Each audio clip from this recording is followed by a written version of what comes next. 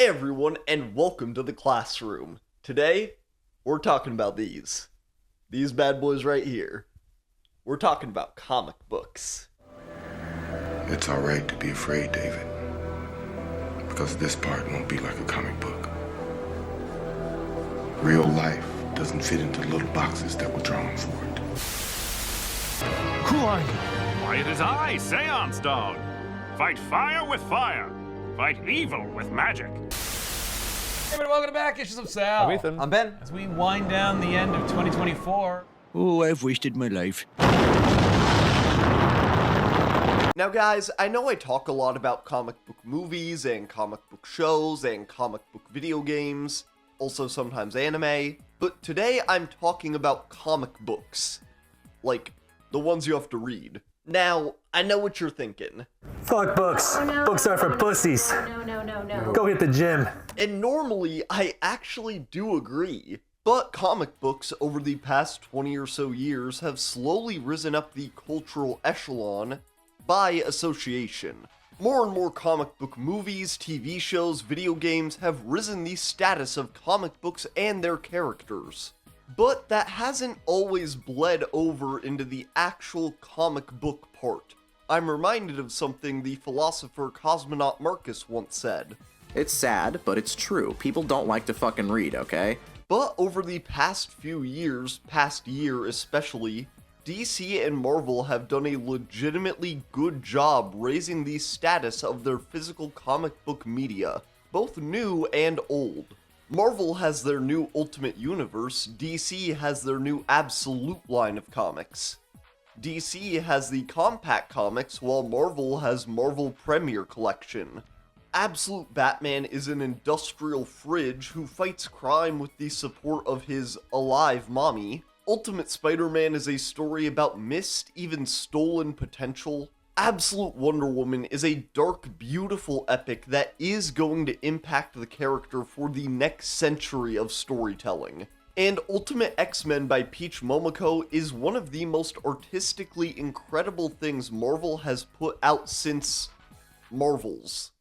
And so let's start actually talking about these comic books with the best-selling one of 2024. Excuse me, I just heard that before Spider-Man was a movie, it was a comic book. Is that possible? What the? The new Ultimate Marvel Universe was invented to give new or hopeful readers a place to jump into reading ongoing comics. So obviously it starts with a massive crossover event headlining a villain from their last Ultimate Universe.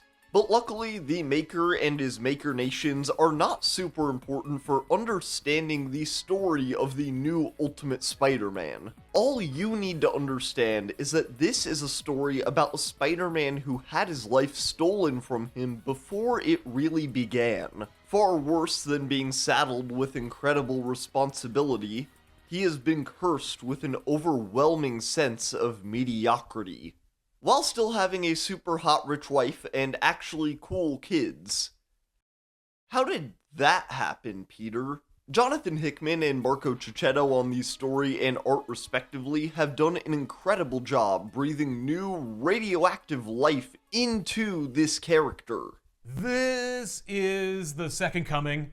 You see a Peter who has grown up comfortable and happy with the love of his family and his Uncle Ben by his side, and he's never once had to push himself beyond that comfort. As Ben himself puts it, he's been anesthetized by his own life. When you're a child, everything in your life is thrust upon you. You have to deal with situations you're put in. But when you're an adult, if you want your life to change, you have to change it. And that is at least in part what this new Ultimate Spider-Man is about. As for the art, Cicchetto has an incredibly detailed style that I love. Things like hair, Peter's webbing, and the different suits look so good, I want to eat them. But, you know, if we want to talk about art... It's better than drugs, Jeremy. It's from Japan! Ultimate X-Men, written and drawn by Peach Momoko, is It's one of my favorite things I've ever read, guys. I don't even really know how to express this, but I'm gonna try. Ultimate X-Men stars Hisako Ichiki, Armor, as she attends middle school in Japan and deals with her new powers, and her classmates' new powers, and this one Colt's new powers. Mutants are happening. Hisako and her friends at school are contending with a growing presence in their typically quiet city, the Children of the Atom. We have returning X characters like Armor in this series, but also new characters who take inspiration from our classic X-Men, like Maystorm. It's a really neat story so far about where people belong and where we make connections. There are a lot of found family elements, so even with how different it is, Peach Momoko does an incredible job at capturing the spirit of the X-Men. And there are really fun manga tropes as well, like Armor getting an evil influence over her powers with a little redesign. Plus, the way Momoko uses watercolors is just incredibly unique. Books like Ultimate Spider-Man may bring fans back to Marvel, but books like Ultimate X-Men bring in entirely new readers. Even books I haven't checked out yet, like The Ultimates and Ultimate Wolverine, have been getting really solid reviews. I've also read the first volume of Ultimate Black Panther, and I am really enjoying it so far. Black Panther stories are usually at their core stories about royal families and kingdoms, which I am not super interested in typically, but this book is more my speed. The focus on 21st century colonization and exploitation across the African continent is really engaging so far, and Ultimate Killmonger and Storm are my favorite parts of the book. And this is technically unrelated, but the Ultimate Wind Rider skin for Storm and Rivals is perfect. Man, it is actually like kind of a crazy time to be a comic book fan. This shit is kinda sweet. The new Absolute DC Universe was invented to give new or hopeful readers a place to jump into reading ongoing comics. So obviously it starts with a massive crossover event headlining a villain from their last actual universe. To quote from the DC Comics wiki, it shares many similarities with Earth-Zero, but instead of running on hope, as perpetuated by Superman, it runs on despair, as encouraged by Darkseid. This shit is fully sweet. I haven't read as much of the new Absolute Universe as I have Marvel's new Ultimate Universe, but this is already an incredible new side to DC. Darkseid created the Absolute Universe as a place where all the gifts, all the advantages of our heroes would be taken from them. You know, except for their, superpowers. It is a comic book. The Absolute Universe does a great job at twisting and turning these characters while still fundamentally understanding what makes them compelling. The Superman of the Absolute Universe was raised on Krypton, and after being put in the lowest caste of Kryptonian society, the Labor Guild, he becomes a protector for the people of Steel, homaging Superman's origins as a hero for the working class. The Green Lanterns have been turned into a story about small-town cops meeting horrific alien power, not unlike how John Jones, FBI agent, is possessed by a psychic entity known only as the Martian after surviving a terror attack. Speaking of terror and attack, Wonder Woman. Diana, typically raised by a collective of loving Amazonian women on Paradise Island, grows up alone in the wild Isle of Hell, raised by Circe. Batman isn't a silver spoon heir raised by billionaires, a butler, and Joe Chill, but is instead a kid raised in Crime Alley by a social worker and a school teacher, with Bruce later becoming a civil engineer even before becoming Batman. This Bruce takes care of Gotham. The only one that I don't feel has stuck the landing as well, unfortunately, is the Absolute Flash comic. I don't know how to describe it, but it's just missing something I think is very important to the Flash's world. Like, the Rogues being part of this fancy government team is an example of that to me. But this core concept of twisting the most consistent story beats and descriptors of these characters' origins, while keeping their core spirit alive, is a great idea. I also just find it incredibly funny that DC and Marvel are both doing these new universes that are twists on their original universes made by a super evil genius dude set up to one day invade the main universe. And after they do these new DC versus Marvel crossovers, they should cross over these universes too. I want to see Absolute Batman punt a Japanese middle schooler. But what am I talking about? Enjoying new comic books? That goes against the core thesis of being an online comic book channel. Let's talk about old shit. This is obviously not the first time Marvel or DC have tried to bring comics back. Publishers have never forgotten the massive sales boom of the 90s, they just have forgotten the massive sales crash that happened right after, due to the boom. Marvel had their first try at an Ultimate Universe in the early 2000s, headlining Spider-Man, obviously, and DC has tried multiple different reboots to increase sales. It's not exhausting at all. And along with each of their new universes, DC and Marvel have started new initiatives on reprinting old books. This has been tried before, but I've never seen it have this focused of a push from both publishers at the same time. DC has Compact Comics, books printed in slightly smaller sizes and on cheaper paper for $9.99 a piece, and started with putting out 6 stories that captured a wide variety of their publishing lines. All-Star Superman, Watchmen, the Court of Owls saga, Far Sector, Wonder Woman Earth 1, and Harley Quinn in the Gotham City Sirens.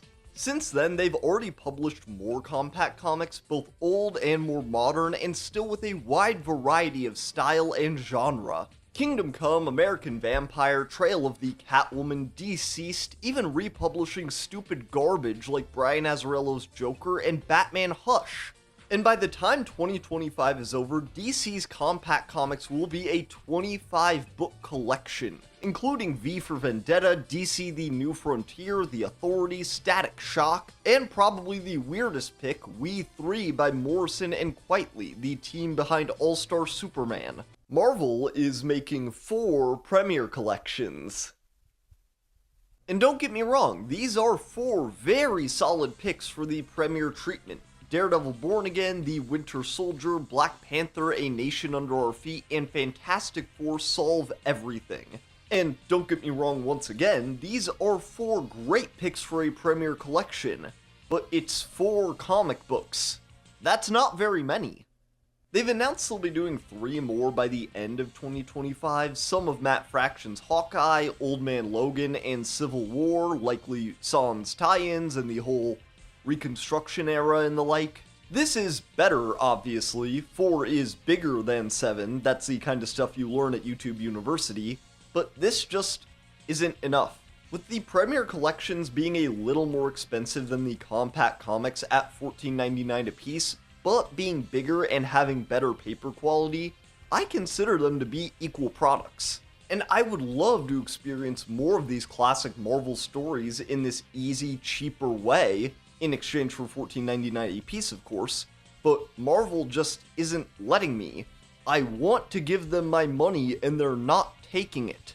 The only other thing that still concerns me so far is actually also from Marvel. Let's go DC, still love you more, baby. The incursions into the new Ultimate Universe have already begun after only a bit over a year of storytelling, and I just think that they may be blowing their load.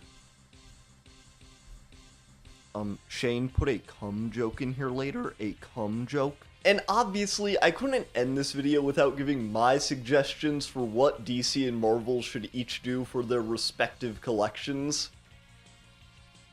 Harley Quinn Silent But Deadly is the new hilarious fart fetish comic. While I may hate it, putting at least some of Injustice into a compact comic would be very smart of DC, and they do already have Injustice for Adults, Kingdom Come, so they haven't done sequels in the compact comics yet, but I think that doing Dark Victory once the Long Halloween is out would be a really good idea. Just make sure that it's out before the Batman 2 releases in like 2047. The Flash is severely lacking representation in the compact comics. The return of Barry Allen feels like a must, and if I gotta pick one Wally West storyline, I would do Blitz. As for more supernatural DC, let's get some Swamp Thing in there, some Dr. Fate 2, and once Neil Gaiman dies, they can start publishing Sandman again. Someone do something about that. Damn, but for Marvel, I wonder if I can come up with an 8th book that they should publish. The Phoenix Saga, Morrison's New X-Men, Iron Man Extremis, Doctor Strange The Oath, Doctor Strange Triumph and Torment, Punisher War Journal, Marvels, Alias, Spider-Man Blue, Kraven's Last Hunt, Tom King's Vision, Infinity Gauntlet, The Ballad of Beta Ray Bill, 1602, soon, Elektra Assassin, Daredevil Yellow, and finally, why not, The Sentry and Thunderbolts. Folks, with me, famous Shane from hit YouTube channel Casual Classroom saying it, we can finally declare that comics are back, baby, again. But that is the video for this week, y'all. Thank you so much for joining me. I will see you next time. Got some fun stuff coming up as always. Have I ever not had fun stuff coming up? That'd be outrageous. I'll see y'all next time. Goodbye.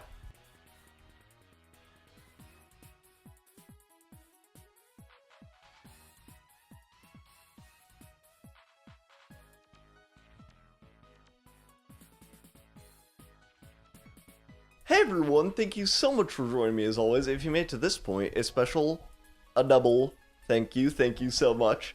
Yeah, this was a super fun video to write. I've been reading a ton of comics lately. Just got to talk about that pretty much, you know, and they pay me to do this? That's pretty freaking sweet. But, what I have to show up for my collection this week, hey, you know what, that's a good time to mention. Thank you all so much. I love my fans so much. I have the best, smartest, sexiest, most intelligent, cool, morally sound fan base in the entire world. So thank you guys. But what I have to show up for my collection this week is All-Star Superman from Grant Morrison and Frank Quietly, of course. Yeah, I've read this a couple times, but it's in a DC Compact comic. Had to pick it up. I just had to. The first time I read this was actually digital, which I'm not, like, against digital comics, but, like, it's, like, the difference between, like, watching a movie at home on your TV and watching in the theater. The theater's the physical comic book. It's just better. It is what it is. It's just better. But, the first time I read All-Star Superman I was at a track meet. I think the only thing I was doing that time was the 2 mile, which is at the end of track meets.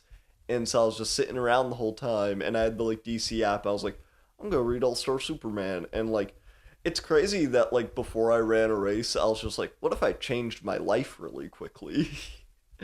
But, yeah, thank y'all so much for joining me as always. I think, what's my favorite comic of these?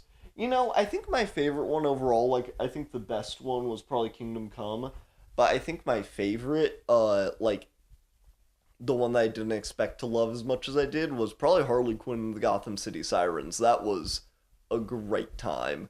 But, yeah, I'll see y'all next time. Goodbye.